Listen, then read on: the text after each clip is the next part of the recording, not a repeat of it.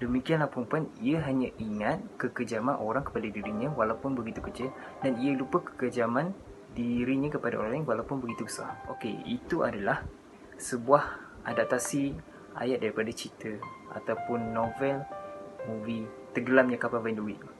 Penulisnya adalah Buaya Hamka. Karya Buaya Hamka yang sangat puitis, syahdu dan mengasyikkan. Hari ini saya telah memilih Tenggelamnya Kapal Van der Wijk sebagai projek pada movie saya.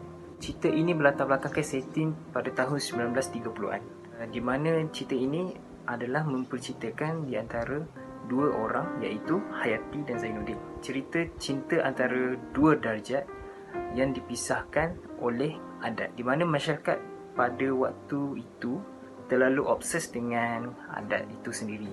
So Zainuddin orang Makassar, ayah dia pula orang Minangkabau dan maknya adalah orang Bugis.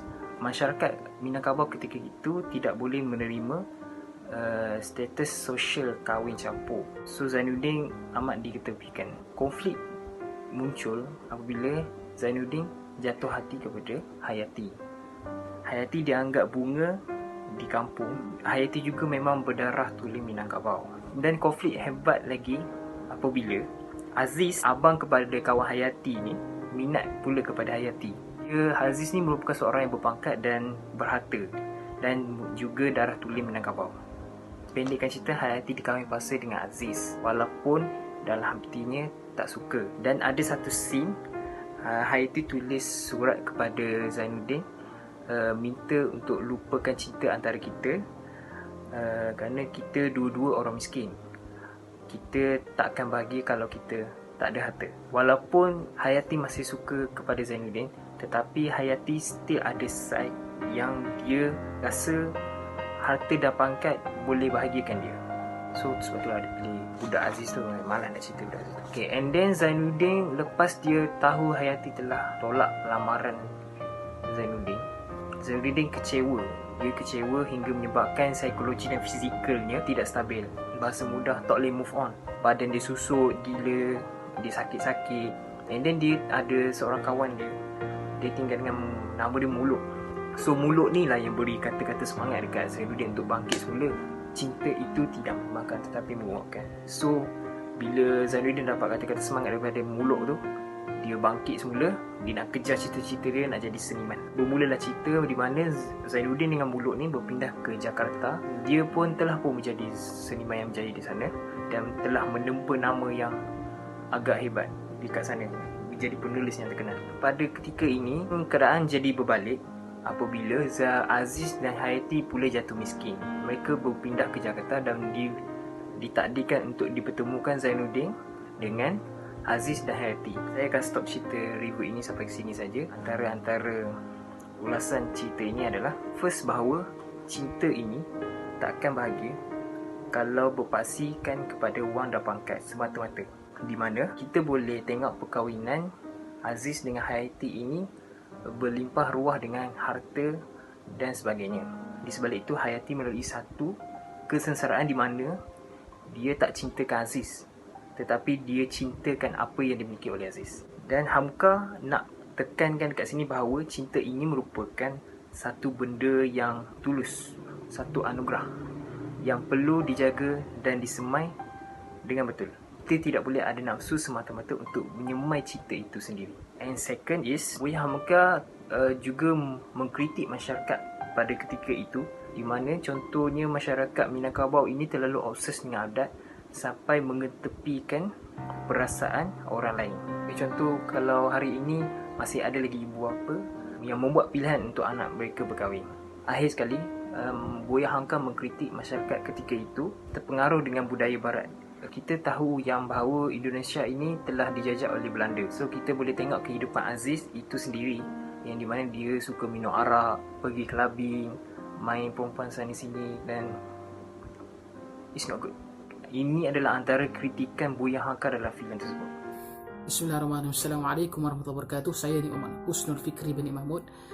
Kita membahaskan mengenai kesimpulan daripada filem Tenggelamnya Kapal Van der Wijk saya dapat. Yang pertama sekali poin, kita lihat cerita watak utama cerita ni adalah Zainuddin dan juga Hayati. Kita lihat bagaimana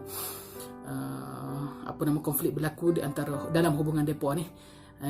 Daripada situ saya dapat poin pertamanya ialah pentingnya memilih, wujudkan, adakan satu kriteria dalam memilih pasangan hidup ni.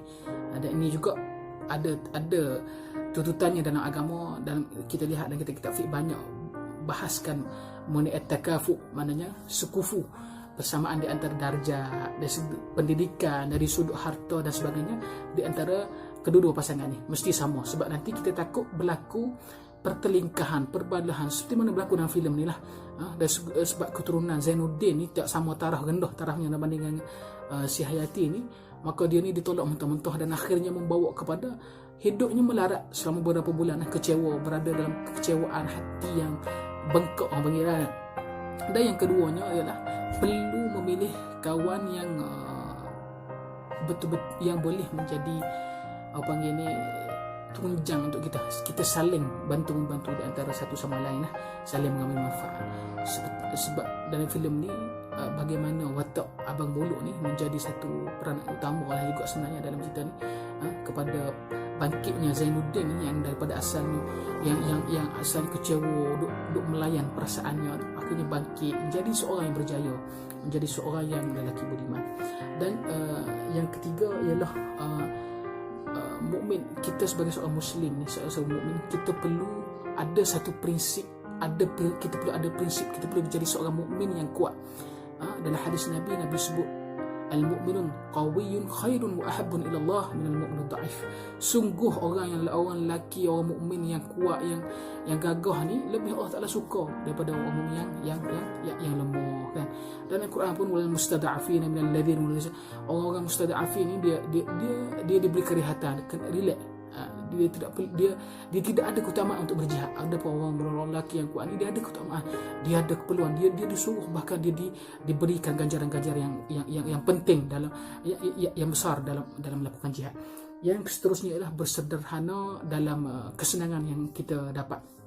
Dalam cerita ni saya dapat lihat Aziz yang tunang suami kepada Hayati selepas dia berputus dengan Zainuddin. Bagaimana Aziz ni seorang yang berada dalam golongan bangsawan, diberikan kemewahan, tapi dia melihat dia berjalan dalam muka bumi ni dalam keadaan bangga bongkok, melihat Zainuddin ni ibarat orang miskin hina dina lah, tak ada apa-apa kata.